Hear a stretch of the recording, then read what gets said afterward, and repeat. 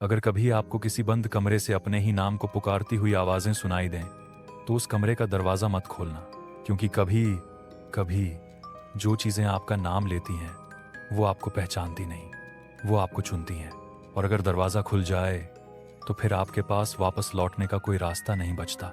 यह कहानी ऐसे ही एक दरवाजे की है जो एक बार खुला तो कई जिंदगियां निगल गया। राजस्थान के एक पुराने गांव भेरूगढ़ की आखिरी गली में एक जला हुआ काला घर था। लोग उसे कुटिया नंबर 43 कहते थे। गांव वाले कहते थे कि घर भूतिया है, लेकिन सच यह था कि किसी को नहीं पता था कि उस घर का दरवाजा आखिरी बार किसने खोला था और क्या बाहर निकला था। कोई उस घर के पास नहीं जाता था सिवाय फरहान के, 18 साल का, कैमरे का शौकीन, डर का मजाक उड़ाने वाला लड़का।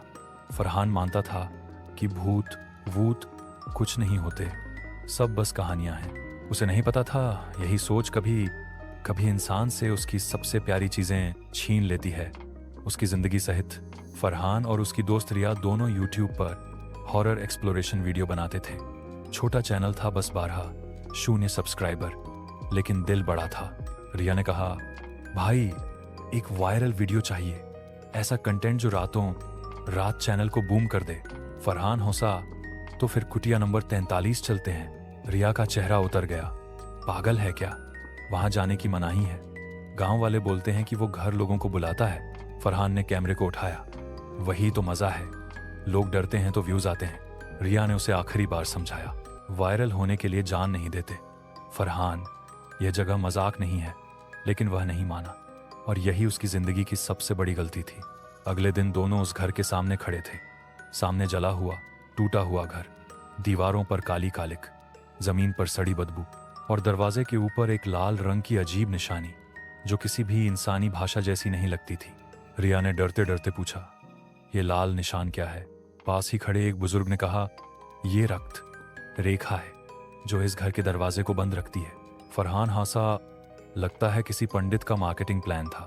बुजुर्ग की आंखें लाल हो उठीं। बेटा, मजाक मत कर, ये घर लोगों को खींच लेता है।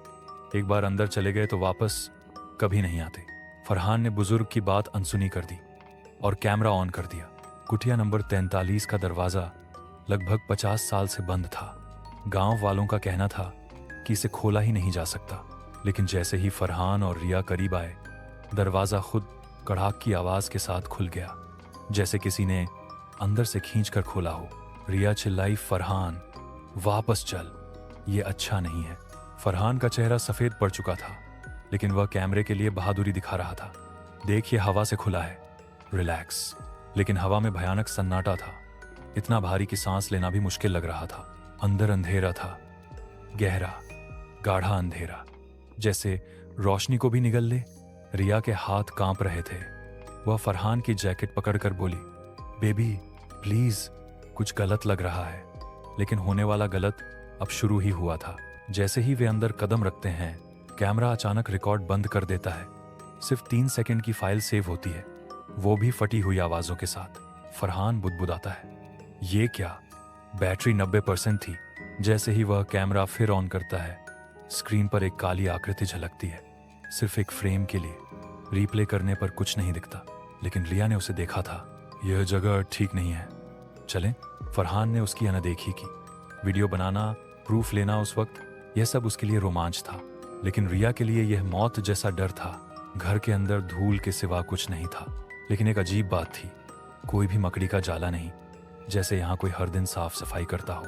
अचानक रिया को किसी के फुसफुसाने की आवाज आई। रिया, वह चौंक कर पीछे देखती है, कोई नहीं। फुसफुसाहट फिर, रिया इधर आओ। यह आवाज ठीक उसी की अपनी आवाज जैसी थी, जैसे कोई उसकी कॉपी कर रहा हो। रिया चीख उठी, फरहान, कोई मुझे बुला रहा है। फरहान हंसकर बोला, वो मैं था, मजाक कर रहा था। रिया झटके से मुड़ी नहीं, वो आवाज पीछे वाले कमरे से आई थी। फरहान पहली बार थोड़ा घबराया, लेकिन उसने चेहरा सख्त रखा। चलो देखते हैं। अंधेरे में फोन की टॉर्च ऑन कर दोनों पीछे वाले कमरे तक पहुंचे। फरहान पहली बार थोड़ा घबराया, लेकिन उसने चेहरा सख्त रखा। चलो देखते हैं। अंधेरे में फोन की टॉर्च ऑन कर दोनों पीछे वाले कमरे तक पहुंचे। कमरे का दरवाजा आधा खुला था, जैसे कोई अंदर छिपा हो और बाहर झांक रहा हो। रिया की सांसें तेज हो गईं। फरहान ने कदम आगे बढ़ाया और तभी दरवाजा धड़ाम से बंद हो गया। टॉर्च खुद ऑफ। अंधेरा, गहरा, दम घूंटता हुआ अंधेरा, और फिर एक बच्ची की हौंसी एकदम पास से। रिया ने फरहान का हाथ पकड़ लिया। हमें निकलना चाहिए। लेकिन तभी कमरे का दरवाजा धीरे धीरे खुद खुलने लगा। अंदर हल्की रोशनी थी और कमरे की दीवार पर खून से लिखा एक वाक्य, वेलकम बैक। रिया की चीख निकल गई। बैक? हम तो पहली बार आए हैं। फरहान की आवाज भारी हो गई। रिया, शायद ये हमारे लिए नहीं लिखा। कमरे का तापमान अचानक गिर गया। सांसों की भाप दिखने लगी और फिर कमरे के कोने में एक औरत का साया दिखा, नीचे झुका हुआ, बाल जमीन पर घिसटते हुए। रिया कांप कर बोली, फरहान।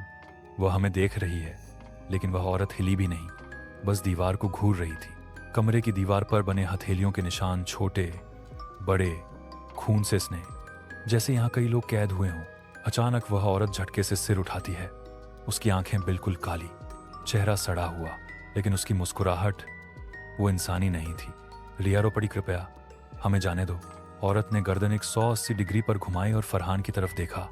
धीरे से बोली, मैं तो इंतजार कर रही थी। फरहान पीछे हटते हुए बोला, आप कौन? औरत की आवाज हर तरफ गूंजने लगी।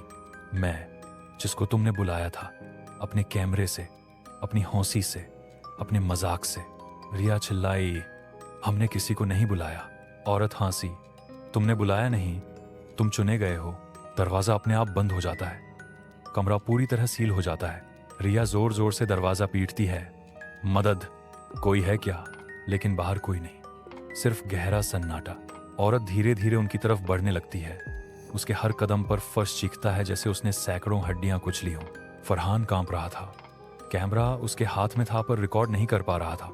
स्क्रीन पर सिर्फ एक शब्द, रन, लेकिन भागने का कोई रास्ता नहीं था। औरत बिल्कुल पास आ चुकी थी। रिया उसके सामने ढह गई।